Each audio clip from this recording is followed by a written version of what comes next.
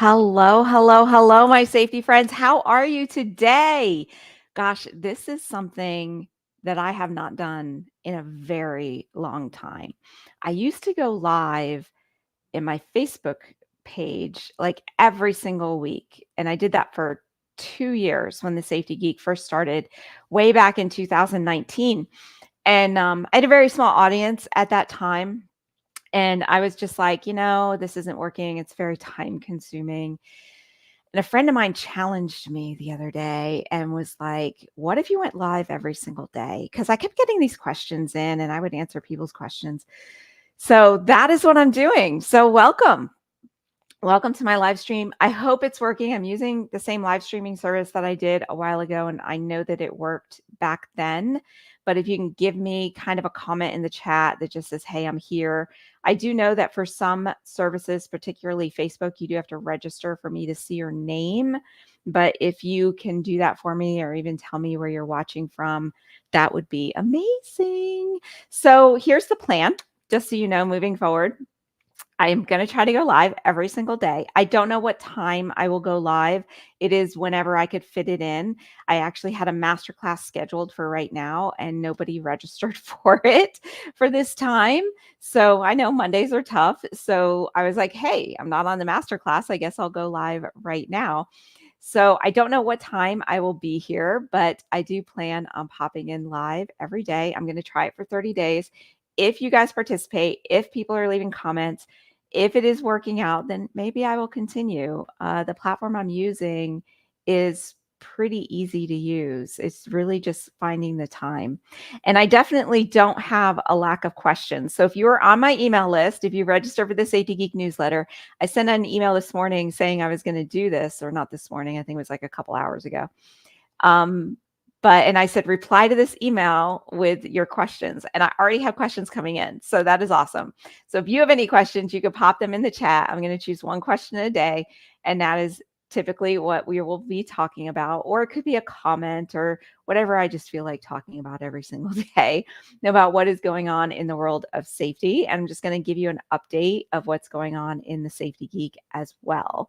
So just so you guys know, I just got done talking to a panel, and I was a panelist with Brandy. I cannot pronounce her last name, but it starts with a Z. I'm sure you all know her. Everybody knows Brandy from Triangle Safety Consultants. I was just on a panel with BLR with her talking about safety training. So if you did not know about that panel, make sure that you are on BLR's list so that way you get notified, because I believe they do a panel like this every single month.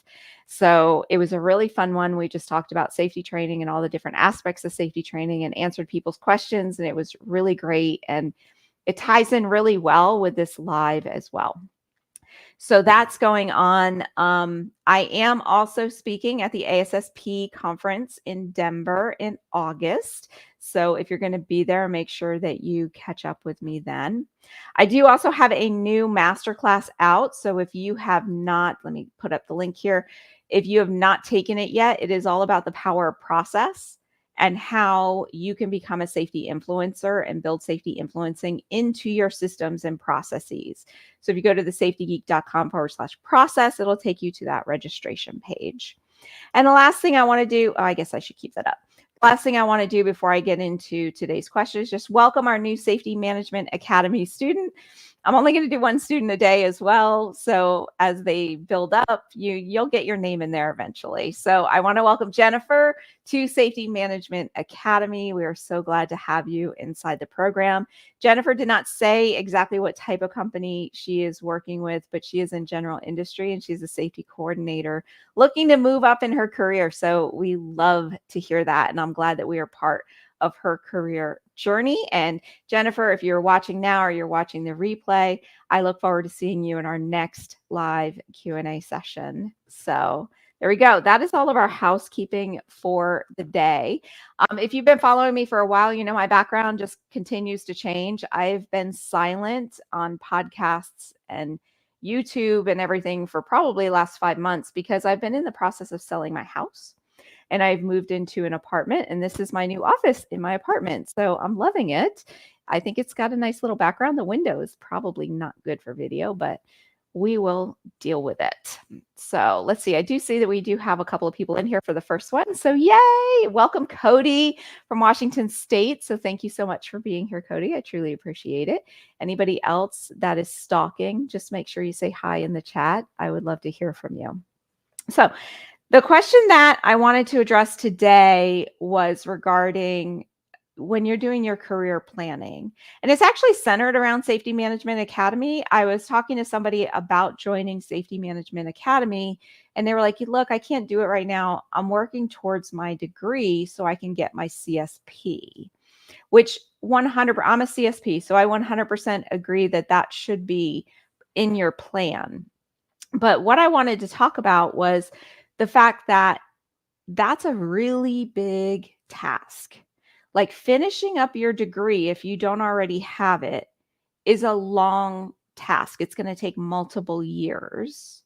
And getting your CSP is probably going to take months and months of studying.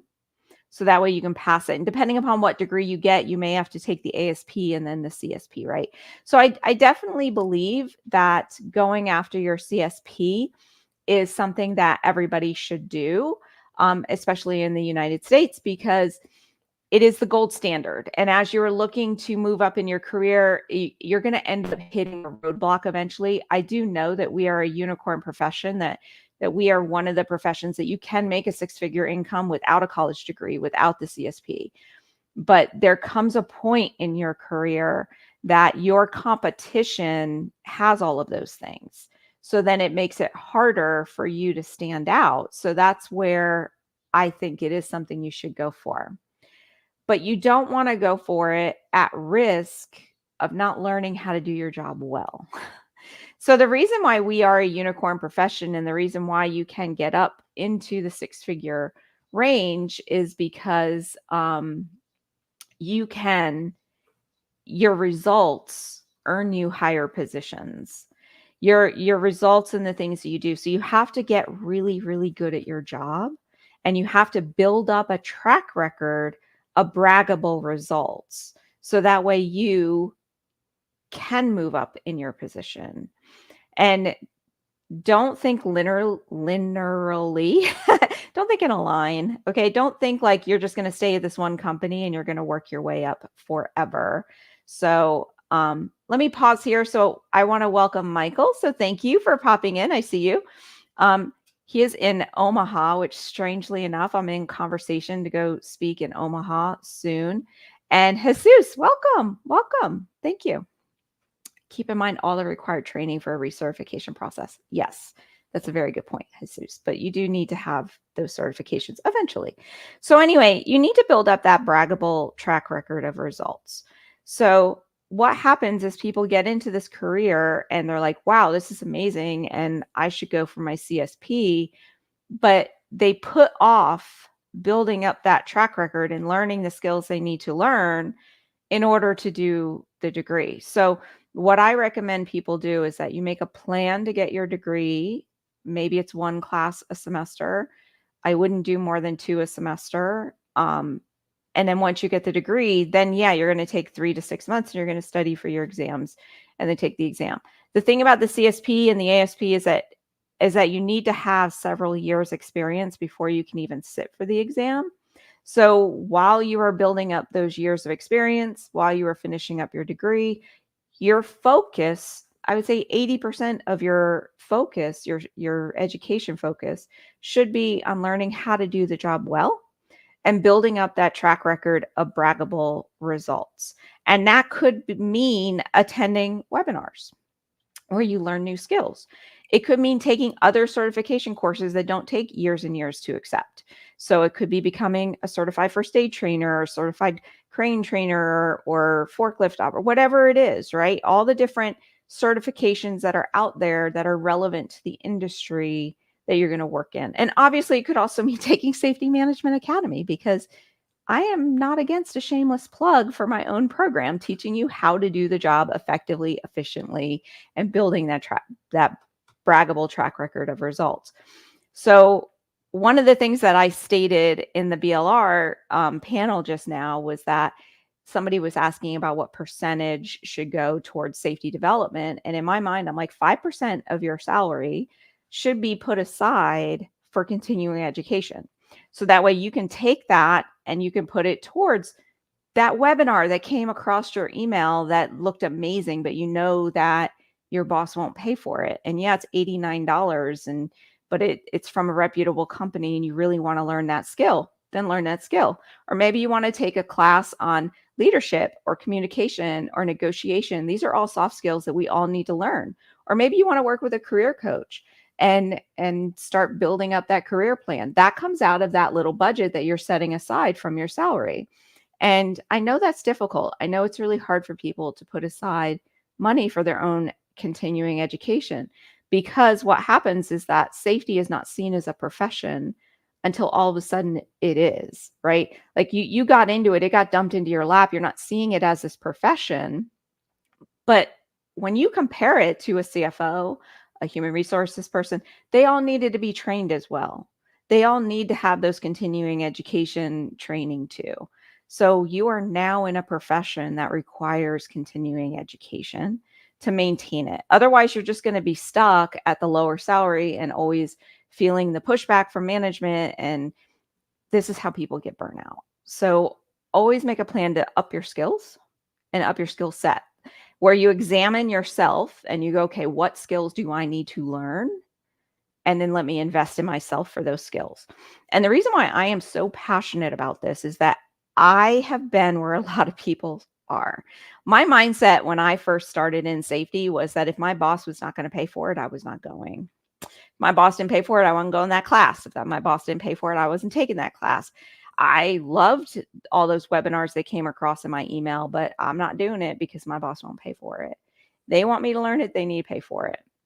And then what happened one day was I was looking to leave my employer. And I looked at what skills I needed to make myself marketable in the workplace, and I was lacking. I was lacking a lot of skills because I never took those opportunities to learn them. So I changed my mindset. And instead of saying, well, if you're not going to pay for my college degree or something, because I worked for a company that actually gave you a stipend every year for your college degree and they took it away. And I was like, it doesn't matter whether you pay for it or not. I'm doing it regardless. I may need you to give me time off to take exams, or I may need you to give me time off to attend a certain conference or certain webinar. But that was what I changed in my mind because I knew I wanted more. And this current employer I was with was keeping me down, was not paying for anything. So I just started paying for myself. And within a year, my salary went like that. It was just crazy because I made so many more connections. I was looking out for myself. I wasn't necessarily putting my employer first. I was putting myself first. And opportunities just opened for me. This is when I went from, I think it's when I went from $35,000 a year to $80,000 a year, like within 2 or 3 years. And you're talking 15 years ago. So that was a really good salary back then. So that switch only came once I started paying for my own education and making a plan. So I was like, I wanted to get to 100,000. What did I need to get there? And I knew I needed my degree, but I knew I had all these other skills I needed to learn too. And I maxed out what my current employer would pay for or provide because they did have an education software that I could use at the time. But that is the difference. So that's why I'm so passionate about it, because I've seen the difference in my own world. And I've since then talked to a lot of professionals where they do the same. So when you're thinking about safety degree versus safety classes or safety management classes, they're two different things. You don't have to choose one or the other. You can choose both if you're planning for your career journey correctly. So I say anything that is going to take a long time to learn, anything more than a year to learn, then that gets put on a slower path. And things that you need to learn right away, like getting certified to be a first aid trainer is a 1-day class, right? And now you have this skill that you can actually go teach first aid classes on the weekends and it'll pay for itself. Same thing with being an OSHA 30-hour trainer. You know, that class is about $1,000 to take, But once you've taken it, you can now teach OSHA classes and make that money back. Any class that you take that's improving your skills, it is an investment because it's going to make you money back. If you invest in a course and it teaches you how to do your job better, and then you can go out and get a higher position, it is a return on investment. It is not a cost, it is an investment. And there has not been a single class I have taken that I did not get a return on my investment in one way, shape, or form. So I want you to look at it that way as you're making your career plan, that it is not an this or that. It's a how can I get it all to do it together. One way is planning ahead budget wise, is that you put a certain percentage of your salary away towards continuing education. Secondly, is making a plan, a long term plan and a short term plan. And the very first thing you need to do is do a skills assessment of yourself. What do you need? What skills do you need to learn? I know for me, the biggest one in the beginning was communication and making sure that I knew how to communicate to people. I knew how to talk to people. I knew the nuances of communication. I'm still not great at it, but I pulled at every class I could take on it so that way I can learn it more. Now I'm looking at negotiation. Like negotiate, I am such a bad negotiator. Like literally I am that person that will buy anything someone's trying to sell me because I just do not negotiate very well. And I pay full price and it's just, yeah, no, doesn't happen in my world. I need to work on that. But look at what you need to work on and then find maybe short-term classes. Maybe it is just a webinar. Maybe it is just a 3-month class like Safety Management Academy is, but whatever it is, but just remember it doesn't have to be an and, or it doesn't have to be an or, it can be an and. So think about that. So welcome, Brian. Thank you for your things providing. It's train the trainer classes are really good. So like as you're choosing classes to take, train the classes are really good. So if you're train the trainer for a forklift, train the trainer for cranes, train the trainer for first aid classes, that's what you want to get because that you can put on your resume and it becomes a benefit to the company. That's why I like the 501 class too. So one of the things that I did for a long time was I had all of those types of certifications as I was working towards my degree. And then it became a benefit to the company. Well, we don't have to hire out first aid training. I can work it into our daily training. You know, I can certify people on the forklift, or I can send an employee to become a train the trainer, and then they could do it. That gets more into employee engagement. But I like to tell people, look at the jobs that you're going to want to have in 5 years or so, and look at the skills that that job requires, and then start building up your skill set from there. I think that's about all that I have. If you guys have any other questions about this topic, you're welcome to post them in the chat. I think this was a really good first live, and then we'll see how it goes. Yeah, it's about 18 minutes. That's not bad. So anyone who came in late, make sure that you rewatch the beginning because I kind of explained what I'm trying over the next 30 days. So I hope that this works out really well. I'm trying to make it easy. So we will see. If you have any questions you want me to address on another live, you can either email me at bri@thesafetygeek.com or you can put it in the chat or in the comments and we will definitely grab that up. But thank you so much. I appreciate all of you who are here live. I appreciate everyone who's watching the replay. And I hope that everybody has an amazing day. Happy Monday. Bye for now.